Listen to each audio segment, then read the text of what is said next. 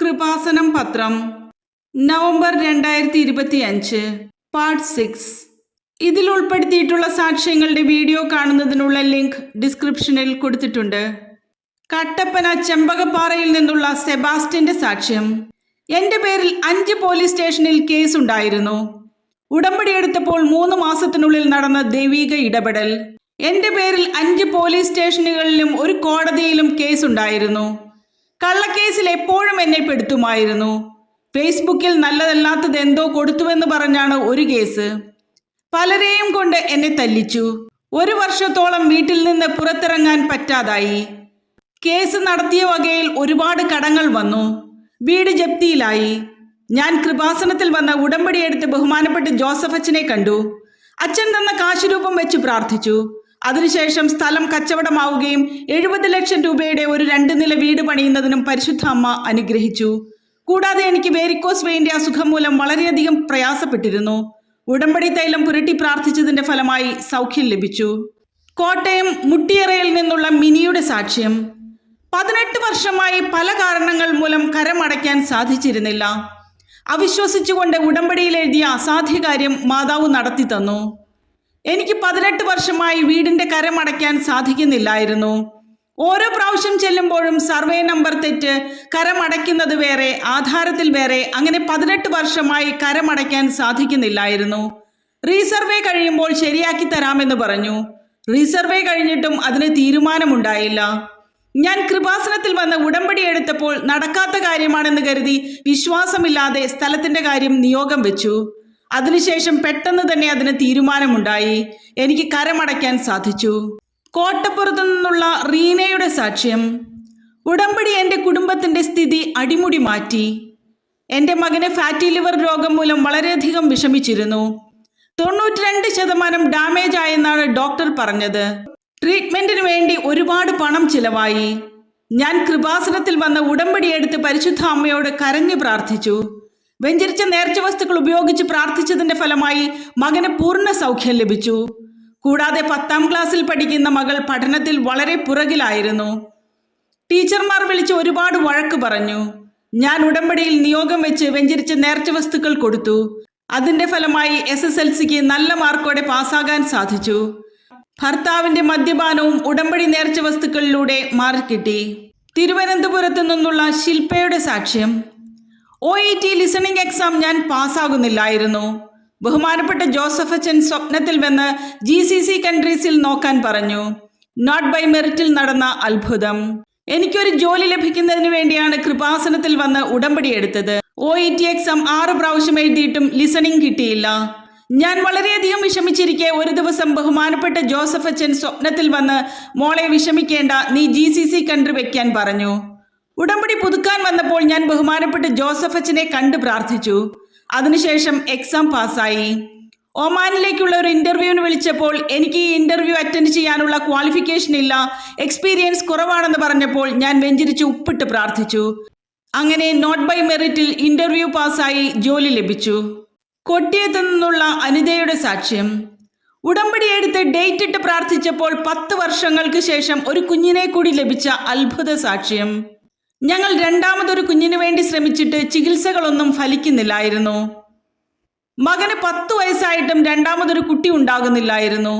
ഞങ്ങൾ കൃപാസനത്തിൽ വന്ന് ഉടമ്പടി എടുത്ത് ഡേറ്റ് ഇട്ട് പ്രാർത്ഥിക്കുകയും വെഞ്ചരിച്ച നേർച്ച വസ്തുക്കൾ ഉപയോഗിച്ച് പ്രാർത്ഥിക്കുകയും ചെയ്തതിന്റെ ഫലമായി ഞാൻ പ്രഗ്നന്റ് ആവുകയും ഒരു പെൺകുഞ്ഞിനെ നൽകി പരിശുദ്ധ അമ്മ അനുഗ്രഹിക്കുകയും ചെയ്തു.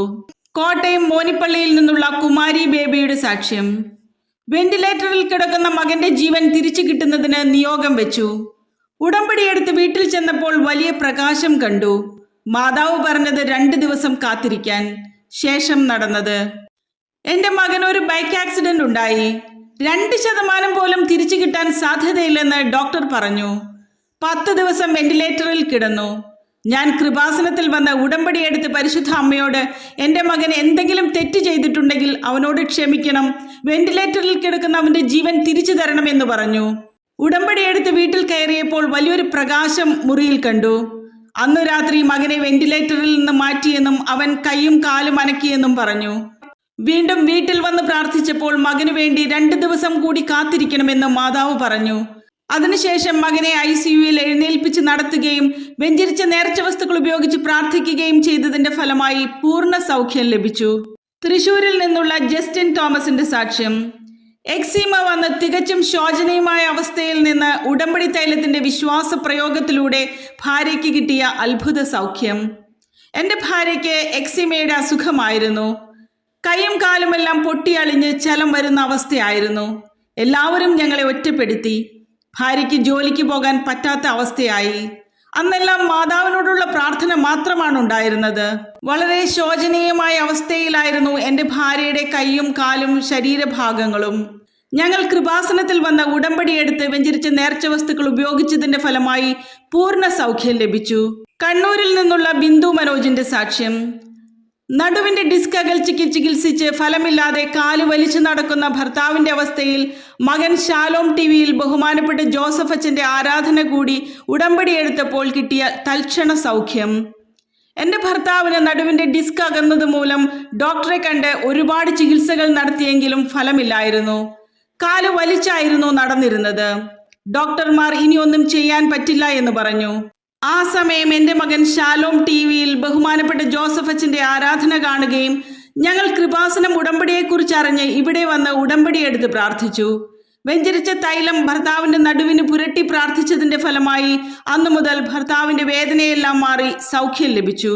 കായംകുളത്തു നിന്നുള്ള അനിൽകുമാറിന്റെ സാക്ഷ്യം. 4 വർഷമായി 50ഓളം ഇന്റർവ്യൂ അറ്റൻഡ് ചെയ്തിട്ടും എനിക്കൊരു ജോലിയും ലഭിച്ചില്ല.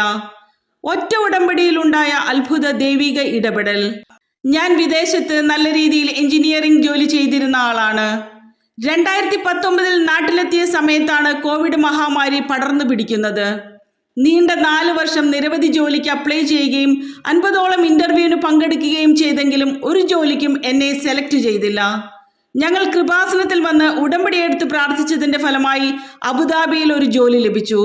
പരിശുദ്ധ അമ്മയോട് മുട്ടിപ്പായി പ്രാർത്ഥിച്ചതിന്റെ ഫലമായി എനിക്ക് നല്ലൊരു ജോലി ലഭിച്ചു. കോഴിക്കോട് പുതിയറയിൽ നിന്നുള്ള ഷേർലി സുരേഷിന്റെ സാക്ഷ്യം. 2022 കൃപാസനം പത്രം എൻ്റെ കയ്യിൽ കിട്ടുന്നത്.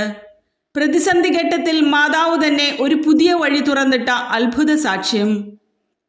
എനിക്ക് 2022 ഒരു കൃപാസനം പത്രം ലഭിച്ചു.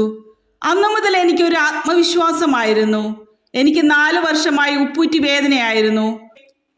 ഒരു അധ്യാപിക ആയതിനാൽ നിന്ന് പഠിപ്പിക്കേണ്ടി വരുമ്പോഴൊക്കെ വളരെയധികം വിഷമിച്ചിരുന്നു.